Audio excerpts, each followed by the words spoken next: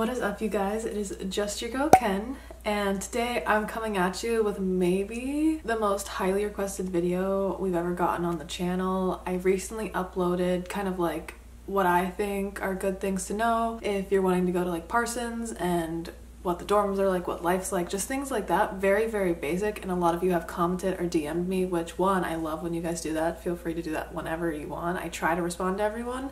But a big question I got in that video and in my room tour video, basically every school video I've done, I've talked about how I was an RA, and a lot of you want to know how to become one, what it's like, what the responsibilities are. So today's video is going to be just that. I've made this entire list of like bullet points I want to talk about, a couple just like disclaimers or general overviews. I want to preface that this is a job. It was a job. You have a lot of responsibility, so I'm just going to keep it real with you guys. I'm not trying to be negative. No, I'm not trying to talk bad on anyone that was involved in that program, because we're all just doing our jobs. If this video has like a serious undertone or like just matter-of-fact tone about it, that's why. When I say you have a lot of responsibility, one thing to do it on a normal campus, it's another thing to do it in literally New York City. I'm not trying to scare you, but I'm just saying don't take this lightly. It is a very demanding job. You also serve as a role model. I think one of the most understated qualities of taking on that role is all eyes are on you all the time. And something that I'll touch on later is the difficult nature of living where you work as well as where you go to school. With all this being said, I did learn so much from this job. I don't necessarily want to go into hospitality or working in housing and residential education in the future, but as far as learning how to lead, learning how to hold programs, being able to coordinate with people in the city, I learned a lot in that regards, as well as how to handle a lot of conflicts, specifically with your peers, with staff, with people above you. I learned how to stick up for myself and my coworkers. I really enjoyed this job and didn't really view it as work because I loved helping people. I think the core of taking this job and even applying for it, you have to love doing that. They always say that they'll be able to see through if you're doing it just for the housing. I don't necessarily agree with that statement, because a lot of us, that was the main factor for why we did it, and there's nothing wrong with that. You just need to be able to step into the role when called to do so. And lastly, this is just my experience. I worked for 2 years at Cary Hall. I'm gonna start with my first like bullet point, which is the application process. A lot of you want to know who to talk to, how to get started. Something I think that's critical to be an RA is to actually live in the residence halls. It is a lot harder to get hired when you don't live there. I'm not saying it's impossible, but being around the people that make these hiring decisions, that can put in a good word for you, that are going to be in your interviews, is important. I think around October or November, they'll put out flyers, you'll get emails, you'll start hearing things about applying to become an RA for the next academic school year. You cannot be an RA as an incoming freshman. As a freshman, you can apply to do it your sophomore year. The first step is filling out an application, kind of like you would for any job. You'll have short responses. They'll ask how you'll handle certain situation. There's also an optional checklist, which basically just shows them that you're going around and being involved in your community.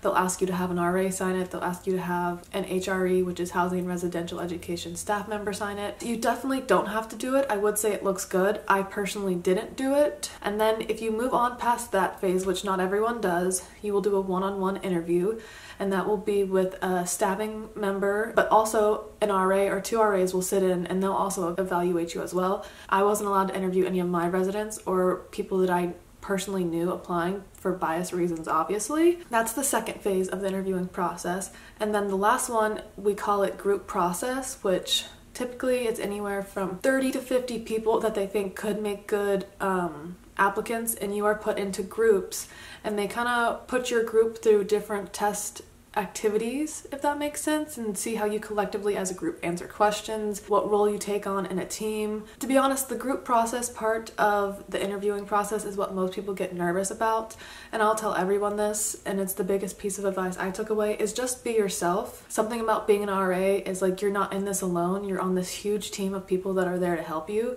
and who you are in the interview is who you are in the job. You could be a great applicant, you just might not be the right fit for this team at this time.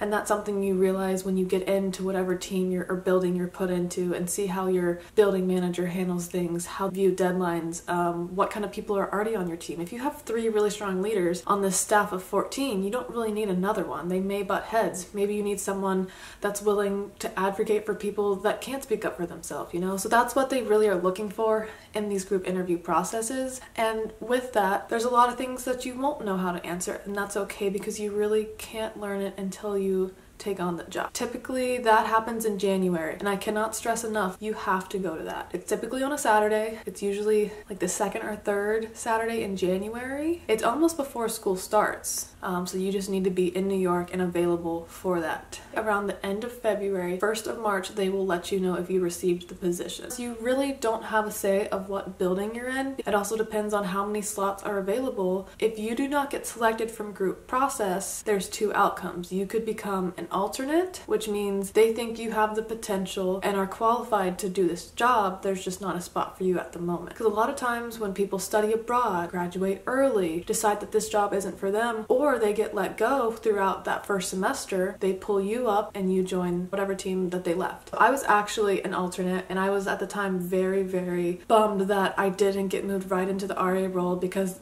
one, for me, that meant I was paying for another semester of housing. I didn't want to get a lease because I didn't know when I would be moved up. I didn't get moved up until January in the spring semester of my sophomore year. So if anyone out there is an alternate or gets alternate when applying, do not be discouraged. You will eventually become an RA. I will say the toughest part about it is you kind of don't fit in, because you're still expected to go to the Christmas training, the winter training, the summer training, but you don't really get the benefits of it, and you also don't really fit in, because when they break off into building staffs, you just kind of sit there because you're not part of a building. It was also tough anytime there was an opening from August to that January. I was like, oh, is this me? Is it going to be me? Am I going to be sent here? Am I going to be sent there? And having to move in the middle semester is kind of tough. I was thankful mine happened in January because we had just started a semester, so I wasn't in midterms or finals. But I know some people that got pulled up earlier than me, which is kind of nice because they get to pay for less, but they had to move in the middle of the semester, so that's tough. When you get hired, you'll be given a contract, and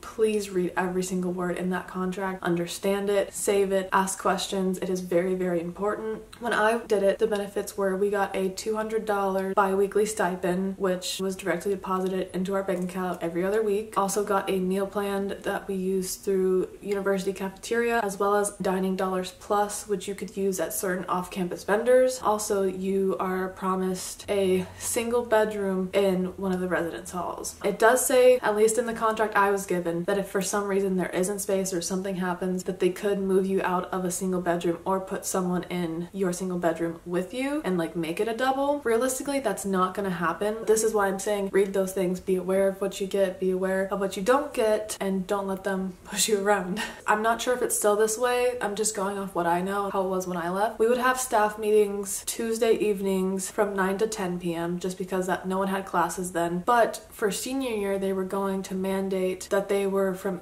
I want to say 8 to 9 p.m., which they then required you not to take any classes on Tuesdays that would interfere with that. And that personally caused a lot of conflict with students, just because, especially as you get into like your senior thesis level, you don't get to pick when those classes are. And God forbid your senior thesis is Tuesday from 6:30 to 9:50, which is a common course time for Parsons specifically. It was kind of crappy that they would ask you to give that up. And that's where my advice to you all watching this, if that ever happens to you, like stick up for yourself, say you're not going to do it, say you can get notes from someone, find a way to work around it. Realistically, this job should not come before the education you're paying for, and that was a theme that we as employees saw from the Housing and Residential Education Department. I'm not going to like name names or throw stones because I'm hoping it's improved. Depending if you are going to be a summer RA, you'll do summer training in May, which is a week long, and then regardless of that, you will do fall training. You'll work move-ins, move-outs, and all of this you just have to be available for. If you're trying to duck in and duck out and don't have the time to commit to that, this is not the job for you. It is possible to have other jobs on top of it. I always worked at least one other job, sometimes two other jobs, depending on the semester and what was available and what I could fit in with that schedule. but I always had to be flexible for whatever my duty dates were. I couldn't work other things, and I couldn't take internships over the summer that conflicted with that because they do not let you miss for other work. So it's pretty much a full calendar year you have to be available, and you sign a contract that from the day you start, I want to say it's usually August 17th or something like that, till that last day of May 14th, 15th, when the commencement is, you are theirs.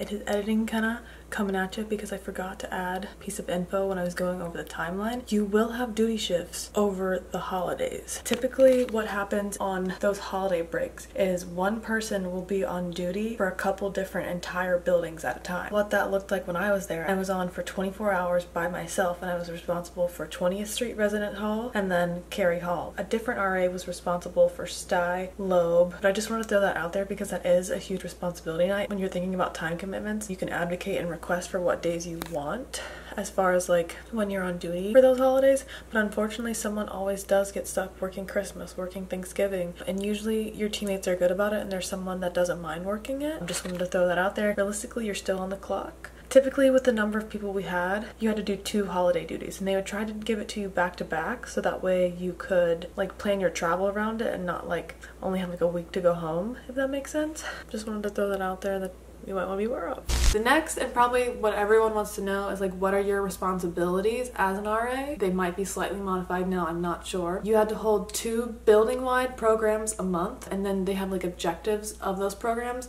Sometimes it can be as simple as to let people socialize or offer them free food, or sometimes they would want you to teach like educational topics that you were knowledgeable on, like teaching people how to compost or recycle, or if you were really good at the Adobe suites like Photoshop and Illustrator, they'd ask you to teach a like tutorial on how to do that. And it's really up to you as the RA what you want to do. You also have to have a floor meeting every month, and this really just lays down anything your residents need to work on as a collective unit, any changes that are happening in the building, anything that's happening specific to that month. Halloween, there's a specific guest policy that you tell them about in October. November, there's health and safeties, which you tell them that you're going to be going around checking. Just stuff like that. You become very aware of all these dates in your head, but it is a lot to manage. You need to be just as good at helping people as you are organizing and keeping up with all the things that are due, because there's lots of forms, lots of paperwork, monthly, weekly, daily you have to do. So that's floor meetings. They're super chill. Mine would usually be about 15 minutes long. There's also weekly staff meetings, which I kind of mentioned. Ours were typically on Tuesday nights from 9 to 10 p.m. You have to be at all of those. This is where your supervisors get to convey things from their supervisors. Good things they're seeing, bad things they're seeing, things that we could improve on as a team. Also, that helps you bond with your coworkers and know what they're up to with their personal lives, their school projects, their other work schedules. And then the biggest one, duty nights. Each building staff differs depending on the size of the building. I'm going to use Cary as a reference because that's what I know. Cary has about 600 residents, and there was 14 RAs, and we worked in the co-RA system where I was an RA on my floor, but I also split it with my co-RA, whichever year it was. So with 14 of us, an RA has to be on duty every single night of the week, 365 days a year. That ended up usually being about 3 to 4 duty shifts per month. If you're on duty during the weekdays, which is Monday through Thursday, you are on duty from 5 p.m. until 8 a.m. And what duty means is you have a duty phone. You're in charge of lockouts. You'll have office hours where you have to go sit down in the office from 7 to 10 maybe? 7 to 9, so for a couple hours you'll have to go sit down there, and your job is just to be around. Our building, we were allowed to be within 15-minute walking distance of our building. Some buildings, depending on your leader, you weren't allowed to leave the building at all during those hours, so if you needed dinner, you needed to get it beforehand or have it delivered. And I know that sounds like a long time, but if you don't get any calls and there's not any instances, then you're kind of chilling. But the kicker is, if you have a weekend duty, which you have to have at least once a month, you are on from 5 p.m. one day until 5 p.m. the next day. And anything that happens, anytime you get a call, you gotta go handle it. Now, the benefit with being at Cary is attached to the university center. So we kind of had a loophole. We technically did not leave the building. If we went to the cafeteria, we went to the library, went to a classroom, we were still in the building. That was the hardest part for me about Cary. Was I went to school, had classes, ate, worked, slept, and lived in the same building, and it was so hard because I would just be going to class and I would see residents and obviously say hi to me, talk to me. I want to be someone that you can trust and talk to, but I couldn't like go wild or crazy. Like I had to be a good role model, which I was fine with. And people would knock on your door when you're not on duty and be like, I'm locked out, and you'd have to tell them, call the RA on duty, I'm not like working right now. But it's pretty much always being, it's also unfortunate because if I see something and I'm not on duty, I could still have to handle it. It's just a certain level of professionalism that you have really in any job, but when it happens where you work and live, there's a certain weight it just has on you. So that's why I never encourage anyone to take this job lightly or be afraid to say, hey, this isn't for me. Even if you go through that entire interview process and then go through training and you're like, man, I don't think I can handle this, it's okay to say no. Like, do what's best for you. Training is a week long and I could sit here and dive into all of that, and if you have specific questions, feel free to leave them below. There are some things I'm hesitant to touch on just because I feel like they could be changing. One, with COVID. Two, it's been at least a year and a half since I've done that role, and there is new leadership. My last kind of category that I want to touch on is just overall advice that I've learned from it. Something that is kind of bummy about the job, and something that I know me and my coworkers experience a lot, was a lack of job security. Regardless of how you did that year, you always had to reapply for this job at the end of the academic school year. I'll also say sometimes in the role you have to be the bad guy, breaking up parties, enforcing rules. Realistically, people aren't going to like you for that, and you have to be okay with that and say, listen, I'm not trying to ruin your night, I'm here to do my job. If you would have adhered by these policies that we clearly state, we wouldn't be in this situation. And most people are understanding, especially if you carry yourself in a way that you're just like, listen, I have to do this. You made me do this. As far as what you do and the compensation you get, I think people will always say that they don't think they get enough. And I would agree with that to an extent, but also getting a free room in Manhattan in Greenwich Village, I just think is priceless. And I say free, but it's not free. You see it in the work you do, you see it in the time you put in, you see it in the toll it takes on your mental health and being there to check on you. Don't be afraid to talk to your supervisors or your peers if an instance you go through is really heavy on you, or there's something you feel like you can't do. Like, let them know. That's also their job as your higher ups to support you. And sometimes they'll forget to say that because they have a lot going on too, but they really are there to help you, and it's a team effort 100%. And typically when you're on duty on the weekends for those 24 hours, you have someone working with you. So never be afraid to call who's on phone 2 or phone 1, depending on which one you have. Going off of that, just look out for yourself. It is a very demanding job. I saw more incidents there that I probably wouldn't see anywhere else. Things that contain heavy topics like substance abuse, sexual assault, medical emergencies are all things, they don't happen daily, so don't let me saying these things scare you, but that's part of training. You learn how to handle situations that really you have to adapt to on the spot. And it is tough to know in the moment. Sometimes you don't get to be that genuine human. You can't go over and hug someone. You can't go over and tell someone it's okay because they had a bad day, because you're there to enforce policy and you're there to do what you have to do, and sometimes that's tough. And knowing that if you do go over and hug them or break rules that are set in place to keep staff protected, you could lose your job. That was also something else that we constantly feared. If we handled a situation incorrectly, it could result in losing our jobs, and that's unfortunate. Advice an RA gave to me was keep every receipt, everything you buy, every email sent, archive it all, because if anything happens, that's your proof, that's your evidence. Most people rely on this job for a form of living and housing. They will take you down if they think they're going down. There is no wrong or right way to be an RA, just the way you choose to do it. I think I had a really good balance. I know a couple friends that would put too much into it and it would maybe hurt their schooling or their outside work. When for me, I was like, when I'm on duty, I'm on. I'll check off all my boxes that I need to get every month, but I'm not going to go above and beyond because this is my part-time school job. This is not my career. And I'm okay stepping back and saying, no, you're on duty, you'll handle this, or referring people to the people they need to go to rather than carry that burden myself. I would also say set boundaries. I told my residents straight up, like, I'm here when you need me, but respect when I'm busy. If you need to reach me, email me. Do not give them personal information, personal phone numbers. I wouldn't even add them on social media because I don't want to see what they're doing and have to report anything, and I don't want them to see what I'm doing and have to report anything. Simple as that. A question that a few of you have asked is who to talk to and how the first steps in becoming one. I mentioned you will get emails, you will see posters, but just talk to your RAs and your HRE staff as a resident or just as a student. Joining hall council, joining clubs, going to programs, programs, showing up really shows the people that are eventually going to hire you that you're a good community member, because that's what it's all about. I think that's it. And I know a lot of that probably was scary, but to be honest, it was one of my favorite jobs that I ever had. And as a college student, I learned a lot. With all that being said, even though I've probably handled a good number of cases as far as like incident reports, which anytime something does happen while you're on duty or even not on duty, you do have to write an incidents report. You have to write a little paper and like a little essay saying this is what happened, who was involved, and they log it and it goes to people that reviews it.